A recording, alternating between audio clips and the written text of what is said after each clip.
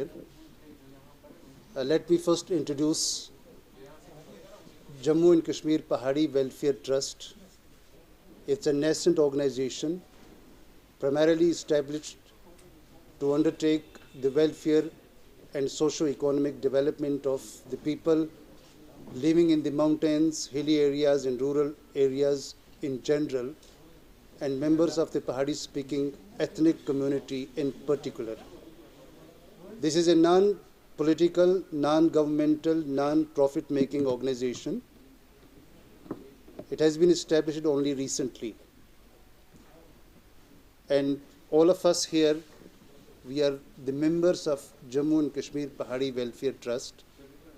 And this press conference is being organized to extend thanksgiving not only on behalf of the Jammu and Kashmir Pahari Welfare Trust, but also on behalf of the 1 million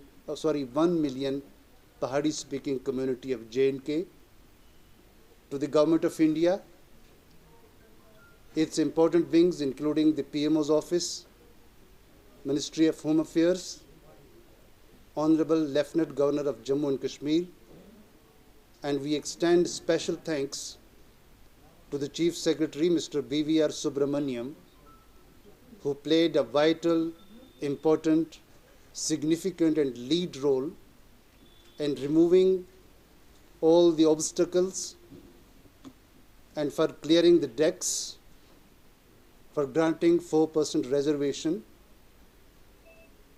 in local services and also professional courses for the Pahari speaking people of Jammu and Kashmir. Let me put things in perspective. Pahari speaking tribes, ठेठ उर्दू हिंदी में इसके बाद जो मैं कह रहा हूँ सबका ट्रांसलेशन हो. And since I'm a person from information, so I'm sure that आपको ये गिला नहीं होगा कि देखने हम भी गए पर तमाशा ना हुआ. Let me put things in perspective. This is not something which has come all of a sudden or to describe it as a bolt from the blue. There has been 30 years struggle, and this certainly is not the end or the culmination of the struggle. Let me apprise all of you that Pahari-speaking people are a distant cultural, ethnic and linguistic tribe. They have been guarding the borders of Jammu and Kashmir for centuries together, and they are the staunch believers in democracy, constitutionalism and the rule of law. They have significantly contributed to the cultural and ethnic diversity of Jammu and Kashmir. If Jammu and Kashmir is a bouquet of various colorful flowers, Pahari-speaking community constitute a significant and inseparable part of it. Ever since our counterparts in the other tribal groups were granted the scheduled tribe status in the year 1991 by the Government of India as a consequence to the recommendation of then Governor of Jammu and Kashmir, Mr. K.V. Krishna Rao, let me apprise you that the then Governor recommended 5 communities for scheduling under the schedule of the Constitution of India. Pahari-speaking people stood at serial number 1, followed by Gujars, Bakarwals, Sippis and Gaddis. While all the rest 4 groups were granted scheduled tribe status, it's only the Pahari-speaking people who were left in the lurch, either at the altar of political correctness or because of the political expediency. And this is despite the fact that successive governments have been recommending the case to the Government of India for scheduling of Pahari-speaking tribes. It again is a sordid saga of the sorts that while all other communities and groups were granted the tribal status without much of an exercise, it's only the Pahari-speaking community who actually have to wait and face number of commissions, number of committees, and there are plethora of recommendations ranging from the governors to the chief ministers to the successive cabinets of the democratic establishments. To name a few, Justice Saghir Commission has also recommended the case way back in 2010. The cabinet in the year 98 also recommended the scheduling of Pahari-speaking tribes. Prime Minister's working group also recommended the same.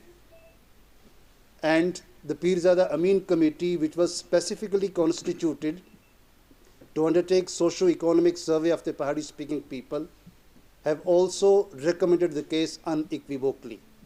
Notwithstanding the recommendations and references of all these committees and commissions, Pahari-speaking people are still waiting for the day when they would be declared as the scheduled tribe on account of their distant cultural, ethnic, and linguistic identity. As far as the 4% reservation is concerned, this is only 4% in the local services, jobs, and the professional courses, and this has been given out of the state. This action has been taken only by the state. But as all of you know that the state is governed by the MHA directly, so the Government of India deserves an equal credit for recognizing the socio-economic backwardness of the Pahari-speaking community. This, as I already said, is not the end of the day, because this is only a small fraction of the larger demand which has been there for the last 30 years for declaring a scheduled tribe to all the Pahari-speaking tribes and community of J&K. As I said, there has been a struggle spanning over 3 decades. There have been sacrifices, and there have been reports and recommendations. Mr. S.L. Butt Committee in the year 2003 has already cleared the decks and has responded elaborately to the observations raised by the Registrar General of India. We hope that granting of 4% reservation will prove to be a stepping stone towards the ultimate goal of scheduling of Pahari-speaking tribe. This is for the first time that Pahari-speaking people have been recognized by the Jammu and Kashmir administration, by the Jammu and Kashmir government, as a distant cultural, ethnic, and linguistic identity. So we hope that this is a stepping stone. This is a solid beginning on which the edifice for the realization of the larger goal of declaring a scheduled tribe shall be realized in the days and months to come. So on this day, on behalf of Pahari-speaking community and on behalf of specifically Jammu and Kashmir Pahari Welfare Trust, we extend our profound thanks to the Government of India, to the Prime Minister's Office, to the Ministry of Home Affairs, Government of India, to the Office of Honorable Lieutenant Governor Jammu and Kashmir, and as already said, worthy Chief Secretary Mr. B.V.R. Subramaniam, who played a significant and lead role in it. I once again thank you all for turning up over here and listening to us patiently. I now switch over to Urdu for your convenience.